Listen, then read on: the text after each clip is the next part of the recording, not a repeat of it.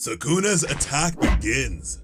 We start chapter 213 with Sukuna seated on his mental throne, thinking back to the first time he really saw Megumi Fushiguro. What he witnessed in the young sorcerer wasn't anything too complicated. Sukuna just understood the potential of his 10 Shadows technique. That made him someone the King of Curses would love to control, but Megumi's sheer force of will gave him the power to suppress Sukuna. He was a far more tempting vessel than Yuji, but if he were another cage, he'd just be a problem. By having Megumi swallow a single cursed finger, he'd make a second Sukuna with 5% of his power. But that might just be a waste of a finger if his will was shackled once again. He'd just be turning Megumi into a second Yuji, giving him a cursed energy boost.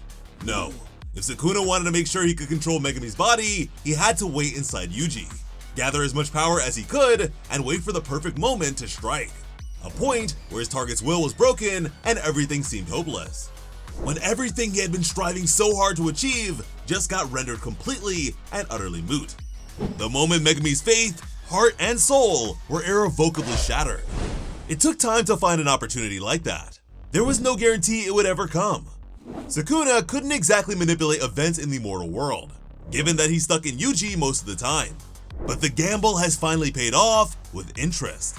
Now, the King of Curses is incarnated in one of the most powerful Jujutsu sorcerers of this generation. Sukuna takes a second to appreciate his new body, ruffling his hand through that silky hair. Given that he called Yuji brat last time, he still has Sukuna's memories from his time inside this modern day. After all this time in a cage, unable to act save for a few brief moments of power, having absolute control over this new body has to feel downright intoxicating. Sukuna's finally out of prison, incarnate in the modern world in a vessel that is not going to cause him any problems. And there's no Gojo to hold him back. The best hope the mortals of Earth have right now of not getting killed by the returned King of Curses is Yuji Itadori, who is still struggling to take this in. Things have shifted rapidly for him in a handful of seconds. Less than a minute ago, he was trying to deal with Megumi's sister being possessed. Now, things have gotten 10 times worse. Eyes wide, Yuji asks plaintively for Fushiguro. Even with the markings and voice, he wants to believe that he's hallucinating. That'd be so much better than his best friend now being under Sukuna's control. Sukuna Megumi doesn't answer. He just gives Yuji a smug little smirk, standing across from him on the other side of the rooftop. Now that he's back in reality, Itadori's starting to feel the throbbing pain in his hand. He's down a little finger after all. That's not healed. The wound is still bleeding even now. It has to hurt pretty badly. Unbandaged, exposed to the open air. This can't be a dream. You don't feel pain in a dream. Before he can react, Yuji vomits up a ton of blood. Megumi with Sukuna's power is enough to close in on him in an instant, and he punches Yuji right in the chest. The back of his former vessel's jacket rips like Megumi's torn right through his torso. Perhaps he did. A veteran cursed sorcerer should have more than enough strength for a little feat like that. And in an instant, Yuji is flying through the air. Sukuna isn't playing around this time. That hit came with a serious helping of his strength. He puts Itadori right through a towering skyscraper, with rubble and glass exploding from both sides of the building at once. This has turned into a superhero brawl in no time, albeit a very one-sided one. Yuji's body falls to earth on the other side of the tower block, leaving a trail of rubble as he slowly comes to a stop beneath an apartment complex. The last we see of Yuji Itadori, he's sprawled out at the base of the building, his head buried under rubble, his chest stained with blood. With a shot like this, it's hard to tell if he's alive or dead. It's not even clear if Yuji still has any cursed energy to use to soften the blow. If Sukuna fully transferred himself into Megumi, Yuji might finally be rid of him. That would be more of a comfort if the guy hadn't taken all the energy with him too. If Yuji's drained, he's not getting up from that anytime soon. A big attack like that isn't subtle. Demolishing your way through half of a skyscraper is pretty much the epitome of loud and obvious. Maki and Takaba both heard what just happened. The pair seemed startled, looking up at the commotion. Whatever that massive booming attack was, it can't be good news. Sukuna in Megumi doesn't seem concerned at the prospect of taking on these two powerful sorcerers, however. Even with memories of what both are capable of, he's kept that confident grin. No matter which era, insects always spring up out of the woodwork. The two sorcerers are already moving towards the roof where Sukuna's new body is standing. Maki already has eyes on the tower block that Yuji was knocked through. She can work out his location from there. Takaba is looking up, ready for whatever happens next. It's only a matter of time until they find Sukuna Megumi's position. Sukuna simply brings Megumi's hands together in a familiar gesture. New! The Shikigami that congeals out of the shadows is ridiculously huge. The raw power of Sukuna's curse energy has pushed the once manageable bird to gargantuan size. It towers above the colony like some gigantic monster about to destroy the city. With the colossal wings, tail, and somewhat elongated body, this version of the creature calls to mind the famous kaiju, Mothra. But while Godzilla's greatest rival is usually shown as a benevolent defender of mankind, this thing is anything but. His mask has been replaced by an angry, scowling face framed by a wild mane of hair. He looks ready to annihilate anything that gets in his way. This proves what most had feared. Sukuna, like Kenjaku, can use the curse techniques of a stolen vessel, the full range of Megumi's 10 Shadows technique. The Zenin clan's legendary ability is in play for this fight. If the King of Curses retains access to his own powers as well, this situation could grow downright apocalyptic. As bad as his supersized new monster is, imagine adding Malevolent Shrine into the mix here. Maki and Takaba both stare up at the monster in awe and fear of this overwhelming threat. New unleashes a volley of enormous lightning bolts, raining down attacks all over Colony 1. Interestingly though, he's being pretty indiscriminate with them, seemingly not targeting either of the sorcerers specifically. It's set to destroy the whole city at this rate, before Yuji and Megumi's allies can even get close to the source. Which is likely the point for Sukuna. Whatever he plans to do with this shot at freedom, he doesn't want to waste it battling a few immature kids. He needs the freedom to act. However, he's not going to get it just yet. One figure is still able to get through this rain of destruction. From the roof above their current location, a flash of light heralds Hana Kurusu's return to the fight. You can't keep the angel girl down that easily. Sukuna raises Megumi's arm to cover his eyes from their blinding radiance, a little annoyed at this development. He hadn't expected this, but he should have foreseen it. Yes, he did knock Hana out after possessing Yuji via the Enchained contract. However, Hana and Angel aren't like Sukuna and Yuji. The two cooperate. With Angel's consciousness still active, she was able to wake up Hana in no time flat. Since Sukuna had been limited to a non-lethal takedown, he suffered no injuries from the fall. She's ready to take him on right now. That said, the two beings aren't exactly on the same page, even if their body is ready for the fight. Hana speaks up, trying to argue with her Angel. She wants to hold off from this attack. We know that Angel's curse technique can free someone from possession, but it's likely to kill the target since the curse and vessel tend to merge. You can't rip the spirit away without destroying what it's attached to. Hana tries to argue with the ancient sorcerer, wanting to claim that Megumi's still in control, that they can save him somehow without resorting to this. But the young sorceress cannot finish her words. She knows she's got nothing to back that idea up. It's just wishful thinking. The angel makes it clear that it is too late. Sukuna is in there and he's in absolute control. This isn't just Megumi flipping out. It's the Fallen, the disgraced one. The being the angel desperately wants to destroy far more than any other incarnated sorcerers. Sukuna grins up at Hana, making Megumi's normally calm body look downright disturbing with that vicious look.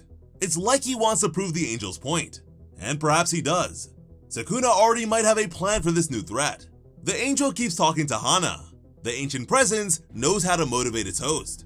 She wants to save Megumi, so that's the angel's primary focus. Before Sukuna properly takes root in Megumi's body, they have to use the angel's curse technique. They need to target Megumi with it to tear Sukuna away from his new vessel and finally extinguish the King of Curses. It's the best chance they have of saving Fushiguro and killing Sukuna. But they have to do it as soon as possible. The longer they wait, the closer their essences will get. That makes Fushiguro's death more likely, and past a certain point, it might stop this method from working entirely. If Sukuna completely subsumes Megumi, there won't be anything left to separate him from. This chance at killing Sukuna will be gone for good. The angel pleads with Hana. As much as targeting the man she loves with such a technique is going to hurt, it's their only option. The ancient sorcerer begs her, knowing just how reluctant she is to act. And finally, her partner breaks through to Kurusu. Someone has taken Megumi from her, the man she desperately wants to stand beside. She can't deny that fact anymore. Hana wants him back, and the only way to do that is to use her power to nullify any curse technique. Even with the associated risks, it's their only option, so she won't hold back. The angel begins to chant, praying for the radiance that purifies all things, or some primordial indistinct light. It makes little difference at this point. Evil, sin, and misery, extinguish them all. Guide them, O radiance, to thy right path. Sukuna Megumi is awash in light, his extra eyes starting to manifest. For the first time since he took control of Megumi, Sukuna is honestly starting to look worried. He knows what's coming, and knows that for once, it's a move powerful enough to truly end him. A massive magic circle materializes in the sky above Tokyo, a great pentagram with the outer ring of the circle marked by a series of crosses. This is Jacob's ladder, a biblical reference to the dream the ancient prophet Jacob had of angels forming a stairwell to guide him towards heaven. However, horror fans might get concerned at this technique's name. Jacob's ladder is a term known to many due to it being the title of a famous psychological horror movie from 1990. Given the horror-laden vibes of Jujutsu Kaisen, this seems like a potential double reference. One of the characters from the film quotes a 14th century theological mystic. Specifically, they share some of Hackheim's thoughts on hell and what divine punishment really meant. Quote, "The only thing that burns in hell is a part of you that won't let go of life. Your memories, your attachments. They burn them all away. But they're not punishing you. They're freeing your soul. So, if you're frightened of dying and you're holding on, you'll see devils tearing your life away. But if you've made your peace, then the devils are really angels, freeing you from the earth." A pillar of light strikes the center of the magic circle. The rest of the city is cast into total darkness. Every last photon has been drained for this ultimate attack. For the first time in all of Jujutsu Kaisen, Sukuna is screaming. His face is contorted in agony, eyes bulging as darkened essence is ripped away from Fushiguro drop by drop. His very soul is being torn out of this stolen body. It's easy to see why angels said most possession victims would die from having this curse technique on them. Above, Hana Kurusu stands determined with a ball of white energy in her hands and stars lighting up behind her. The angel girl is chanting a much simpler prayer than her partner's high-minded invocation of godly forces. Give him back. Give him back! Although her halo, white wings, and light-themed powers give Hana a holy vibe, she's been driven by selfish desires here. She's acting out of fear of losing Megumi, anger at Sukuna for stealing the man she loves from her, all those negative feelings that give rise to cursed energy. There are tears in her eyes as she cries out at Sukuna. Megumi is hers. She won't let the King of Curses take him away from her. Even if she has to hurt the man she loves to free him, she has the will to see it through. But then, Hana hears it. The one word she spent years desperately hoping to hear. Hana. Her eyes go wide. Megumi takes a breath. I remember now. He reaches up to her with a gentle smile. All traces of violence and malice gone. Thank you. Everything's alright. It's easy to make fun of Hana for falling for this gambit. Sukuna isn't even hiding the body markings on Megumi. He's just doing the voice. It's pretty obvious that this is a trick if you're looking at this as an outside observer. But remember Hana's backstory. She was a traumatized kid, captive of a cursed spirit who had eaten more than its fair share of people like her. Megumi was her light in the darkness, the one who led her out of that hell with his fluffy white dog. He's the only reason Hana's still alive today, and Megumi didn't even acknowledge her. He just went on living his life without that one little girl he saved. There's nothing Kurusu wants more than to hear him say her name, to hear him admit to remembering that day and that it mattered to him too. An incarnated sorcerer has full access to their host's memories. That's damn Megumi Fushiguro twice over. It's what let Yoruzu fool him with her Sumiki disguise. And it lets Sukuna pull the exact same trick on Hana, using his body and mind against her. The King of Curses has access to Megumi's memories of that day. He can remember the young girl that Gojo and Megumi saved. He can tell the angel girl exactly what she wants to hear. The words Fushiguro never said. Her beloved Megumi really does remember her. She saved him this time, and now everything's going to be okay. If we want something to be true, the human mind is capable of some scary leaps of logic. If you assume, as Hana does, that Megumi's okay, everything else is easy to rationalize. Maybe those marks are like scars. One last remnant of the possessor after he's been torn away. Maybe there wasn't as much of Sukuna's power in Megumi as they thought, so the process was over quickly. Hana desperately, frantically, wanted to save Megumi. She doesn't want to hold Jacob's ladder any longer than she has to, since it risks killing him. Every second she maintained the exorcism while he was screaming in agony must have been beyond painful for her. Sukuna is playing that card perfectly, and he was playing it even before Jacob's ladder started. Remember that evil grin he flashed Hana earlier? That gave her an image of Sukuna that would make this act even easier to sell. Acting over the top evil there made it even easier to pretend to be Megumi now. He knows this is the angel girl's weakness. He knew it even then, thanks to Hana arguing with Angel openly about wanting to save her crush. He's giving her all the justification she needs to give up early. And it works like a charm. Just like that, Hana halts the technique, the ball of light fading from her hands as Jacob's ladder ends. She's finally got her Megumi back. She doesn't have to hurt him anymore. The angel cries out to tell her no, not yet, they aren't done. There's no way Sukuna would have been removed from Megumi's body that easily. But she can't hear her partner's interjection. Thanks to their symbiosis, the angel can't overrule its host. Hana floats slowly over to her beloved, wrapping her arms around him. There are tears in her eyes as he holds her close, calling her name in return. This is a moment she must have dreamed about for years.